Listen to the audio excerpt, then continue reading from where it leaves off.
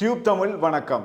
80 போதை மாத்திரைகளுடன் 20 வயதுடைய இளைஞன் கைது. வவுனியா மாவட்டத்தில் 80 போதை மாத்திரைகளுடன் 20 வயதுடைய இளைஞன் ஒருவர் அதிரடியாக கைது செய்யப்பட்டுள்ளதாக வவுனியா போதைப் பொருள் ஒழிப்பு பிரிவினர் தகவல் தெரிவித்துள்ளனர். வவுனியா குருமன்காட்டு பகுதியில் நேற்றிரவு இடம்பெற்ற சோதனை நடவடிக்கையின் போது இவ்வாறு இளைஞன் கைது செய்யப்பட்டதும் குறிப்பிடத்தக்கது. இதன்போது கைது செய்யப்பட்ட இளைஞனிடம் விசாரணையை நடத்திய போது வியாபாரத்திற்காக குருமன்காட்டு பகுதிக்கு அந்த போதை மாத்திரைகளை எடுத்து கொண்டு வந்ததாகவும் அதன் போதுதான் இவ்வாறான சோதனை உட்படுத்தப்பட்டு கைது செய்யப்பட்டதாகவும் இளைஞன் தெரிவித்துள்ளார். கைது செய்யப்பட்ட இளைஞன் வவுனியா பூந்தோட்டம் பகுதியைச் சேர்ந்தவர் எனவும் இவரிடமிருந்து மேலதிக விசாரணைகளை போலீசார் முன்னெடுத்து வருகின்றதும் குறிப்பிடத்தக்கது. குறிப்பாக போதை மாத்திரைகளுடன் இளைஞனை நீதிமன்றத்தில் முற்படுத்த போலீசார் நடவடிக்கை எடுக்கப்பட்டுள்ளதாகவும் தகவல் வெளியாகி இருக்கின்றது. உண்மையிலே 20 வயதுடைய இளைஞன் போதை மாத்திரைகளை விற்பனைக்காக இவ்வாறு செயற்பட்டிருக்கின்றார். இதனை சோதனையின் மூலம் இந்த போதை மாத்திரை விற்பனை முறியடிக்கப்பட்டிருக்கின்றது.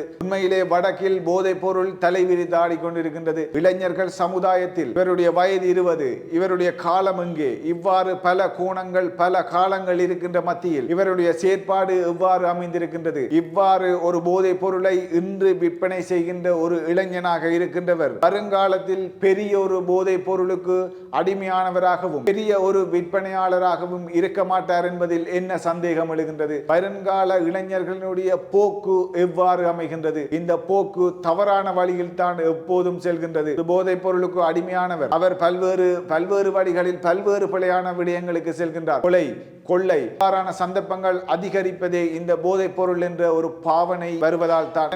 தாண்டி இந்த போதைப் பொருளை விற்பனை ரீதியாக செயற்படுபவர்கள் எவ்வாறு கணிக்கப்படுகின்றார்கள்? இந்த போதைப் பொருளை விற்பனை செய்து சுகபோக வாழ்க்கை வாழலாம் என்று நினைப்பவர்கள் மத்தியில் இவ்வாறு தான் வாழ வேண்டும் என்ற கோட்பாட்டுடன் இருக்கின்ற மக்களும் இருக்கின்றார்கள். அடிப்படையில் உணவில்லாமல் வாழ்கின்ற மக்களும் எங்களுடைய பிரதேசத்தில் தான் இருக்கின்றார்கள். அன்றாடம் கூலி வேலை செய்து சாப்பிடுகின்ற எங்களுடைய மக்களும் இருக்கின்றார்கள். அதன் மத்தியில் இவ்வாறான ஒரு தவறான விடயங்களை பின்பற்றி தவறான பாதையில் செல்வதை தடுத்து தவறான விடயங்களை யோசித்து தவறான வழியில் போவதை விட்டு நல்லதை சிந்தித்து நல்லதை செய்தால் வாழ்க்கை முன்னேறலாம் என்பதுதான் இந்த கருத்தாக அமைகின்றது. மற்றொரு தகவலினூடாக சந்திக்கும் வரை வணக்கம்.